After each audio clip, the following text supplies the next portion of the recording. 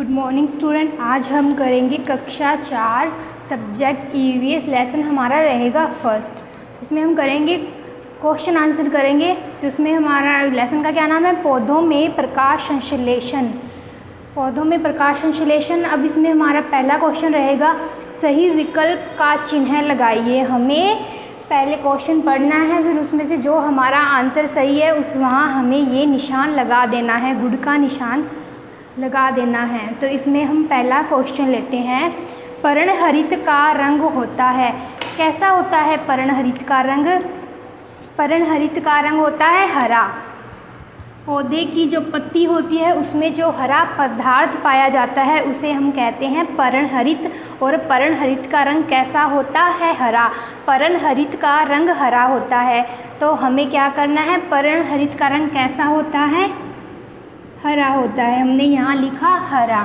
वैसे ही हमें दूसरा क्वेश्चन करना है, नागफली में डैश डैश नहीं होती। क्या नहीं होती नागफली में? ये आपने चैप्टर मैंने जब आपको लर्न करवाया था उसमें भी बताया था कि नागफली में पत्तियाँ नहीं होती। पत्तियों के रूप में क्या होते हैं? कांटे होते हैं पत्तियों के रूप में। देखिए वो बताया था ना नागफली कैसी होती है। ये कुछ ऐसे आकार की होती है नागफली,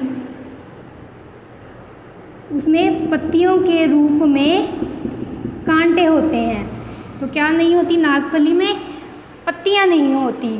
अब करेंगे, आयोडीन के संपर्क में आने पर आलू का टुकड़ा कैसा हो जाता है? आयोडीन के संपर्क में आने से आलू का टुकड़ा नीला काला हो जाता है। कैसा हो जाता है? नीला काला हो जाता है। कभी आपने देखा होगा घर में हम आलू को काटेंगे, काट के एक बार करके भी देखना, आलू को काटना और फिर उसे पानी में मत डालना, बस सीधा ही उसे काटने के बाद छोड़ देना। थोड़ी टाइम के बाद आप देखोगे ना, कुछ समय के बाद देखोगे तो उस आलू में कुछ आपको कलर बदले हुए दिखाई देंगे। वो नीला रंग का दिखाई देने लगेगा, कुछ नीला और काला रंग उसमें आपको दिखाई देगा। तो इसमें क्या आ जाएगा? ब, नीला काला। आयोडीन के संपर्क में आने पर आलू का टुकड़ा हो जाता है। कैसा हो जाता है? यहाँ पे आ जाएगा नीला काला। तो नीला काला हो जाता है आयोडीन के संपर्क में आने पर आलू का टुकड़ा।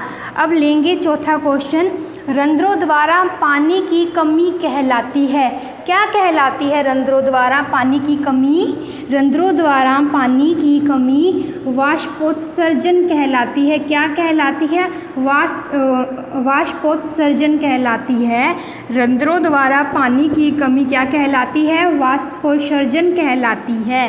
अब लेंगे पांचवा क्वेश्चन, भोजन बनाने के लिए पत्तियों में उपस्थित हरा पदार्थ कहलाता है। भोजन बनाने के लिए पत्तियों में उपस्थित हरा पदार्थ डैश डैश कहलाता है। क्या कहलाता है? जैसे कि मैंने बताया था कि पत्तियों में कौन सा पदार्थ उपस्थित होता है? पर्णहरित नामक पदार्थ उपस्थित होता है। और वह कैसे रंग का होता है? हरित मतलब ये हुआ हरा रंग। तो उसमें पत्तियों में कौन सा पदार्थ उपस्थित होता है? पर्णहरित नामक पदार्थ पत्तियों में उपस्थित होता है। अब हम दूसरा करेंगे, रिक्त स्थानों की पूर्ति कीजिए। रिक्त स्थानों की पूर्ति कीजिए। अब इसमें पहला क्वेश्चन लेंगे। क्वेश्चन दिया हुआ है, खाली स्थान छोड़ा हुआ है। ये जो स्पेस है वो खाली स्थान है, वो छोड़ा हुआ है। उसमें हमें क्वेश्चन को पढ़ना है। पढ़ने के बाद जो उसमें आंसर आएगा वो हमें फिल करना है। तो नागफली में नहीं होती। नागफली में क्या नहीं होती? जैसे मैंने बताया ना, ये रहा क्वेश्चन, नागफली में क्या नहीं होती? नागफली में पत्तियां नहीं होती, उसमें पत्तियों के रूप में कांटे होते हैं।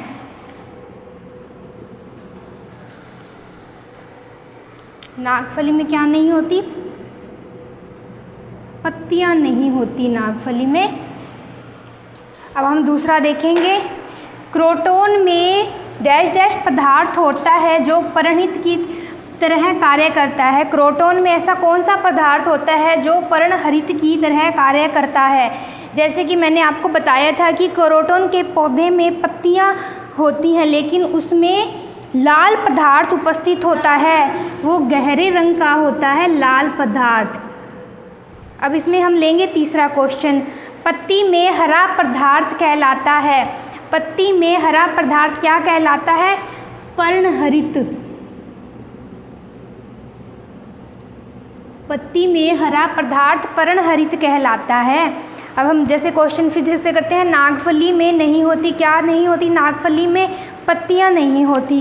क्रोटोन में क्या नहीं होता, हाँ लाल पदार्थ होता है, क्रोटोन में लाल पदार्थ होता है जो पर्णहरित की तरह कार्य करता है।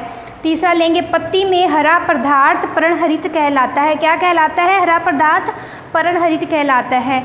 ठीक, अब अगला क्वेश्चन करेंगे। यहाँ हमें क्या करना है, हमें स्तंभों का मिलान करना है। तो उसमें हमें क्वेश्चन दिए गए हैं, उनका आंसर भी दिया गया है, लेकिन हमें क्या करना है, उन आंसर का मिलान करना है। तो उसमें जैसे जो पहले आपको आंसर आते हो वो अब मिलान कर लेना, फिर लास्ट में जैसे जैसे ऑप्शन ख़त्म होंगे तो थोड़ा इजी हो जाएगा करने के लिए। पौधों का रसोई घर किसे कहते हैं, पौधों का रसोई घर किसे कहते हैं, या भोजन का कारखाना किसे कहते हैं, पत्तियों को कहते हैं पौधों का रसोई घर या भोजन का कारखाना। दूसरा है, पत्ती में सूक्ष्म छिद्र, पत्ती में जो सूक्ष्म छिद्र हैं उन्हें हम क्या कहते हैं, रंध्र भी कहते हैं। पत्ती में जो सूक्ष्म छिद्र होते हैं उन्हें हम रंध्र भी कहते हैं। तीसरा है, पत्ती को साफ करते हैं, पत्ती को किसके द्वारा साफ करते हैं, पत्ती को हम आयोडीन के द्वारा साफ करते हैं। अब है, पौधे में भोजन को एकत्रित करता है, पौधे में भोजन को एकत्रित करता है। अब ऑप्शन कम हो गए, क्वेश्चन आंसर हमारे पास 2 बचे हैं, क्वेश्चन भी 2 हैं तो दोनों को पढ़ लें। पहला है, पौधों में भोजन को एकत्रित करता है। दूसरा है, सूर्य के प्रकाश द्वारा प्राप्त किया जाने वाला हरा पदार्थ। तो हरा पदार्थ आपको पता ही है वो क्या था, पर्णहरित नामक जो हरा पदार्थ पौधे को जो एकत्रित करता है, कौन करता है, मांड पौधे को एकत्रित करता है। बस ऐसे ही आपको मिलान करना है। पौधे का रसोई घर किसे कहते हैं, पत्ती को कहते हैं। पत्ती में है सूक्ष्म छिद्र, उसे क्या कहते हैं, रंध्र भी कहते हैं। पत्ती को साफ करते हैं आयोडीन के द्वारा। पौधों में भोजन को एकत्रित करते हैं मांड के द्वारा। सूर्य के प्रकाश द्वारा प्राप्त किया जाने वाला हरा पदार्थ क्या कहलाता है, पर्णहरित कहलाता है। पहला क्वेश्चन हमने किया, पर्णहरित का रंग कैसा होता है, हरा होता है। दूसरा, नागफली में नहीं होती, क्या नहीं होती, पत्तियां नहीं होती। तीसरा, आयोडीन के संपर्क में आने पर आलू का रंग कैसा हो जाता है, नीला काला। रंध्रों द्वारा पानी की कमी कहलाती है वाष्पोत्सर्जन कहलाती है। भोजन बनाने के लिए पत्तियों में हरा पदार्थ क्या कहलाता है, पर्णहरित कहलाता है।